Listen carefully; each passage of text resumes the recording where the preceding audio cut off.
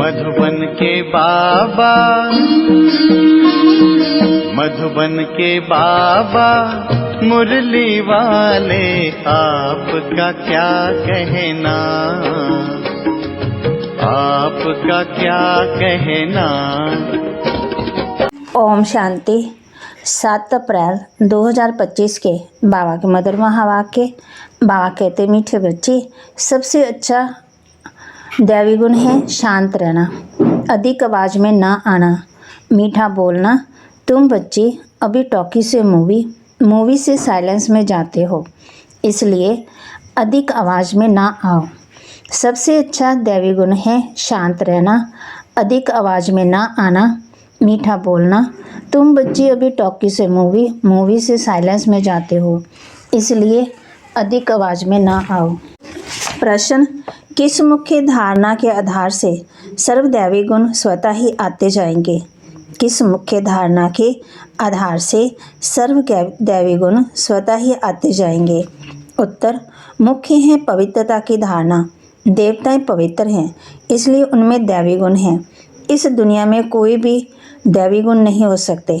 रावण राज्य में दैवी गुण कहाँ से आए? तुम रॉयल बच्चे अभी दैवी गुण धारण कर रहे हो। गीत, भोलेनाथ से निराला और कोई नहीं, मेरी बिगड़ी बनाने वाला और कोई नहीं। ओम शांति। अभी बच्चे समझते हैं कि बिगड़ी को बनाने वाला एक ही है। भक्ति मार्ग में अनेकों के पास जाते हैं, कितने तीर्थ यात्राएं आदि करते हैं। बिगड़ी को बनाने वाला, पतितों को पावन बनाने वाला एक ही है। सदगति दाता, गाइड, लिबरेटर भी वह एक है। अब गाते हैं, परंतु अनेक मनुष्य, अनेक धर्म, मंठ, पथ, शास्त्र होने के कारण अनेक रास्ते ढूंढते रहते हैं। सुख और शांति के लिए सत्संगों में जाते हैं ना। जो नहीं जाते वह मायावी मस्ती में मस्त रहते हैं। ये भी तुम बच्चे जानते हो कि अभी कलयुग का अंत है। मनुष्य ये नहीं जानते कि सतयुग कब होता है, अभी क्या है, ये कोई बच्चा भी समझ सकता है। नई दुनिया में सुख, पुरानी दुनिया में जरूर दुख होता है। इस पुरानी दुनिया में अनेक मनुष्य हैं, अनेक धर्म हैं, तुम कोई को भी समझा सकते हो। ये है कलयुग। सतयुग पास्ट हो गया, वहाँ एक ही आदि सनातन देवी देवता धर्म था और कोई धर्म नहीं था। बाबा ने बहुत बार समझाया है, फिर भी समझाते हैं। जो आए हैं उनको नई दुनिया और पुरानी दुनिया का फ़र्क दिखाना चाहिए। बलव्या क्या भी कहें, कोई 10,000 वर्ष आयु कहते, कोई 30,000 वर्ष आयु कहते हैं। अनेक मतें हैं ना। अब उनके पास तो है ही शास्त्रों की मत, अनेक शास्त्र, अनेक मत। मनुष्य की मत है ना, शास्त्र भी लिखते हैं मनुष्य है ना, देवताएं कोई शास्त्र नहीं लिखते। सतयुग में देवी देवता धर्म होता है, उन्हों को मनुष्य भी नहीं कहा जा सकता। तो जब कोई मित्र संबंधी आदि मिलते हैं तो उनको बैठ ये सुनाना चाहिए, विचार की बात है। नई दुनिया में कितने थोड़े मनुष्य होते, पुरानी दुनिया में कितनी वृद्धि होती है। सतयुग में सिर्फ एक देवता धर्म था, मनुष्य भी थोड़े थे। दैवी गुण होते ही हैं देवताओं में, मनुष्यों में नहीं होते। जब तो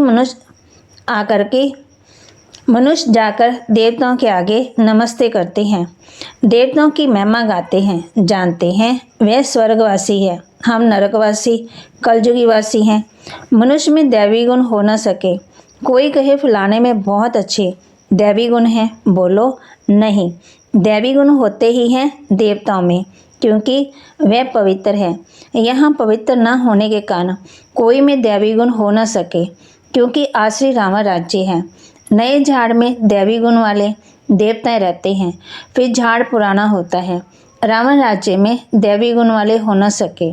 सतयुग में आदि सनातन देवी देवताओं का प्रवृत्ति मार्ग था, प्रवृत्ति मार्ग वालों की महिमा गाई हुई है।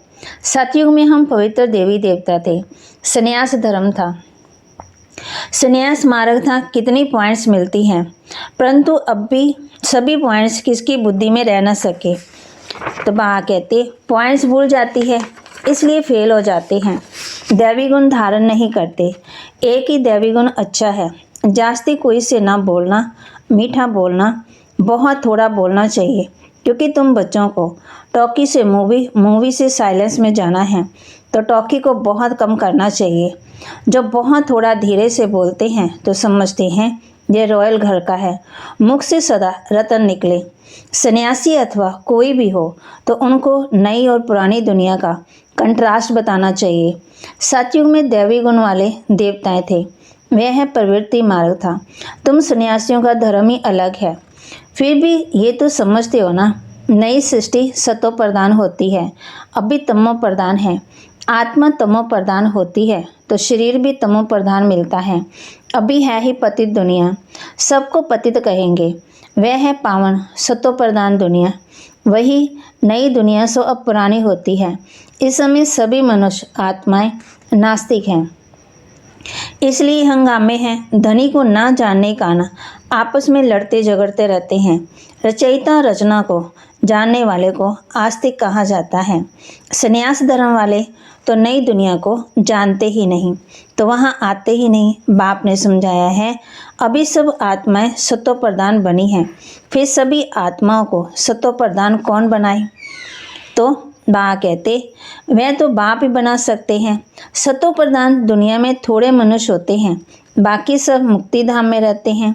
ब्रह्म तत्व यहाँ सब आत्माएं निवास करती हैं। तमो प्रधान बनी, उनको कहा जाता है ब्रह्मलोक। आत्मा तो अविनाशी है। ये अविनाशी नाटक है जिसमें सभी आत्माओं का पाठ है। नाटक कब शुरू हुआ ये कभी कोई बता ना सके। ये अनादि ड्रामा है। बाप को सिर्फ पुरानी दुनिया को नई बनाने आना पड़ता है। ऐसे नहीं कि बाप नई सृष्टि रचते हैं। जब पतित होते हैं तब ही पुकारते हैं।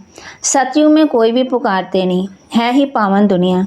रावण पतित बनाते हैं, परमपिता परमात्मा आकर के पावन बनाते हैं। आधा आधा जरूर कहेंगे। ब्रह्मा का दिन और ब्रह्मा की रात आधा आधा है। ज्ञान से दिन होता है, वहाँ अज्ञान है ही नहीं। भक्ति मार्ग को अंधियारा मार्ग कहा जाता है। देवताएं पुनर्जन्म लेते लेते फिर अंधियारे में आते हैं। इसलिए सीढ़ी में दिखाया है मनुष्य कैसे सतो रजो तमो में आते हैं। अभी सबकी जर्जरी भूत अवस्था है। बाप आते हैं ट्रांसफर करने, अर्थात मनुष्य को देवता बनाने। जब देवता थे तो आश्रय गुण वाले मनुष्य नहीं थे। अब इन आश्रय गुण वालों को फिर दैवी गुणों वाला कौन बनाए? अभी तो अनेक धर्म अनेक मनुष्य हैं, लड़ते झगड़ते रहते हैं।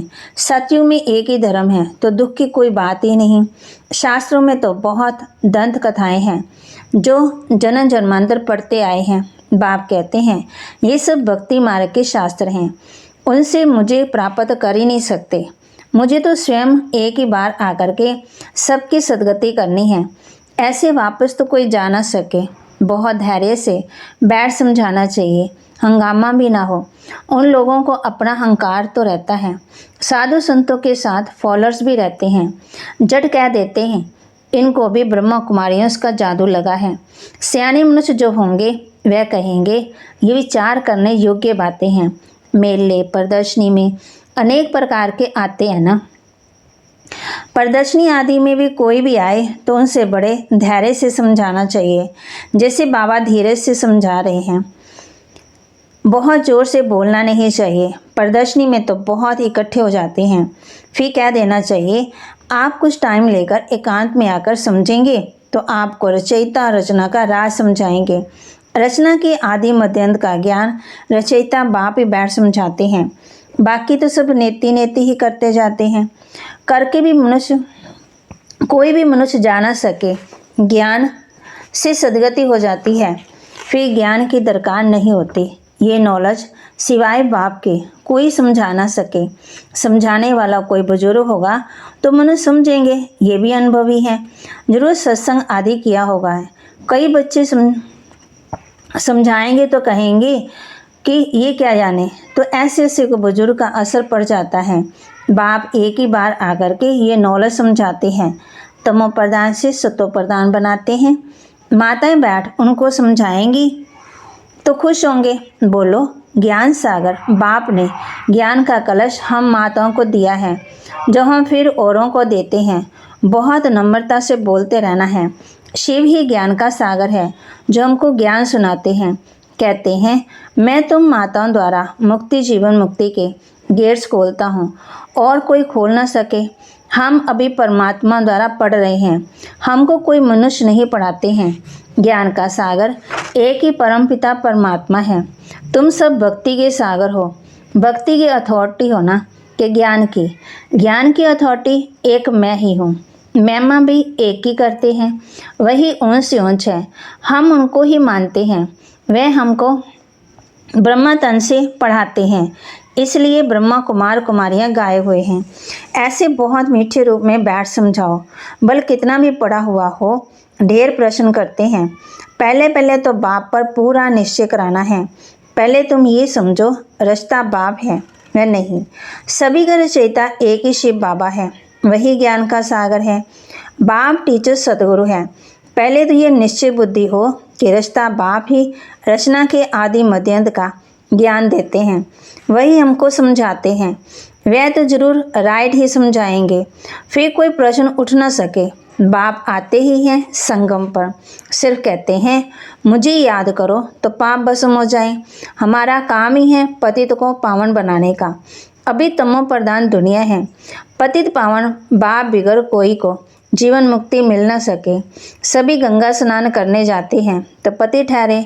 मैं तो कहता ही नहीं हूँ कि गंगा स्नान करो, मैं तो कहता हूँ माँ में कम याद करो। मैं तुम सभी आशिकों का माशुक हूँ, सभी एक माशुक को याद करते हैं।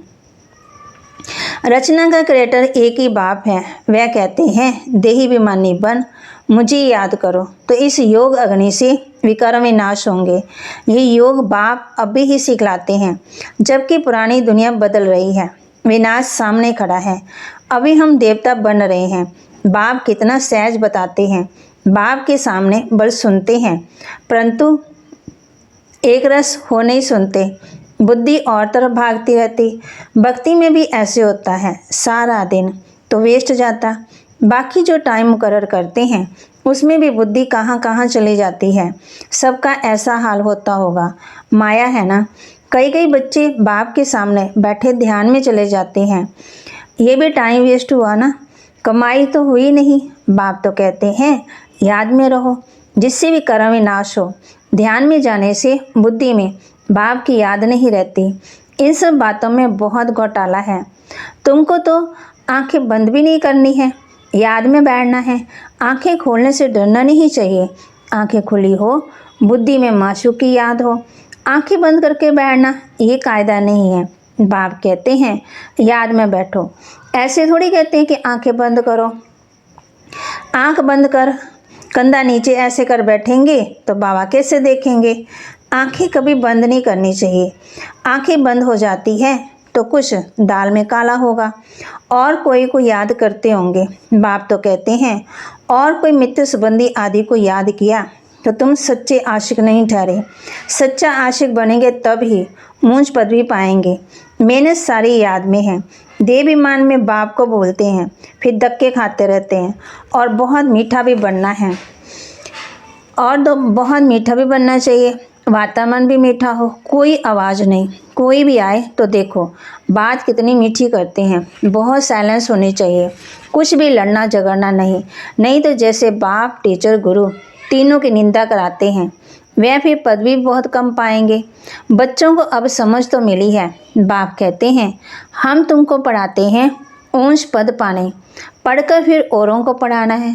खुद भी समझ सकते हैं, हम तो कोई को सुनाते ही नहीं तो क्या पद पाएंगे। प्रजा नहीं बनाएंगे तो क्या बनेंगे।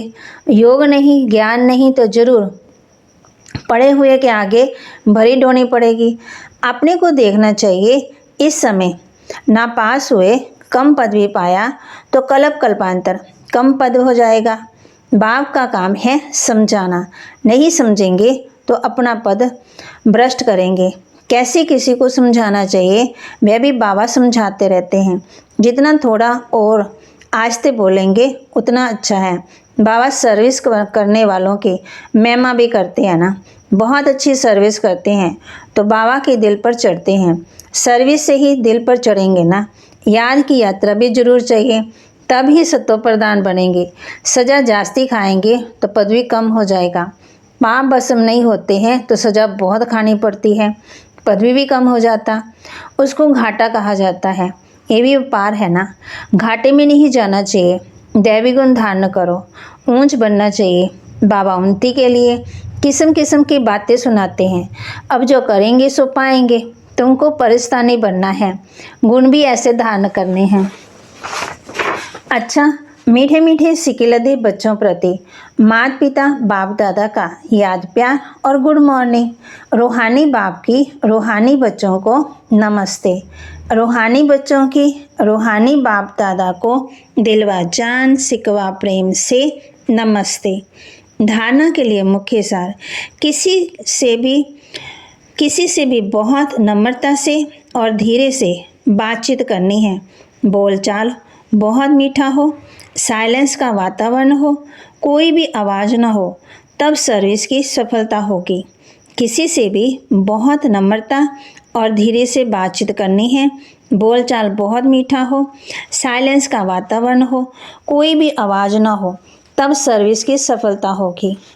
दूसरा, सच्चा आशिक बन एक माशूक को याद करना है। याद में कभी भी आंखें बंद करके कंधा नीचे करके नहीं बैठना है, देही अभिमानी होकर रहना है। सच्चा आशिक बन एक माशूक को याद करना है। याद में कभी भी आंखें बंद कर कंधा नीचे करके नहीं बैठना है, देही अभिमानी होकर रहना है। वरदान, सर्व खजानों को स्वयं के प्रति और औरों के प्रति यूज़ करने वाले अखंड महादानी भव। सर्व खजानों को स्वयं के प्रति और औरों के प्रति यूज़ करने वाले अखंड महादानी भव। जैसे बाप का भंडारा सदा चलता रहता है, रोज़ देते हैं, ऐसे आपका भी अखंड लंगर चलता रहे, क्योंकि आपके पास ज्ञान का, शक्तियों का, खुशियों का भरपूर भंडारा है। इसे साथ में रखने का या यूज़ करने में कोई भी खतरा नहीं। ये भंडारा खुला होगा तो चोर नहीं आएगा, बंद रखेंगे तो चोर आ जाएंगे। इसलिए रोज़ अपने मिले हुए खजानों को देखो और स्वयं के प्रति, औरों के प्रति यूज़ करो, तो अखंड महादानी बन जाएंगे। स्लोगन, सुने हुए को मनन करो, मनन करने से ही शक्तिशाली बनेंगे। सुने हुए को मनन करो, मनन करने से ही शक्तिशाली बनेंगे। अव्यक्त इशारे, कंबाइन रूप की स्मृति से सदा विजयी बनो। सेवा और स्थिति, बाप और आप, ये कंबाइन स्थिति, कंबाइन सेवा करो तो सदा फरिश्ते स्वरूप का अनुभव करेंगे। सदा बाप के साथ भी हैं और साथी भी हैं, ये डबल अनुभव हो। स्वयं की लगन से सदा साथ का अनुभव करो और सेवा में सदा साथी का अनुभव करो। ओम शांति। बाबा के महावाक्य को लाइक करें, शेयर करें, सब्सक्राइब करें और अपने जीवन में धारण करें। ओम शांति।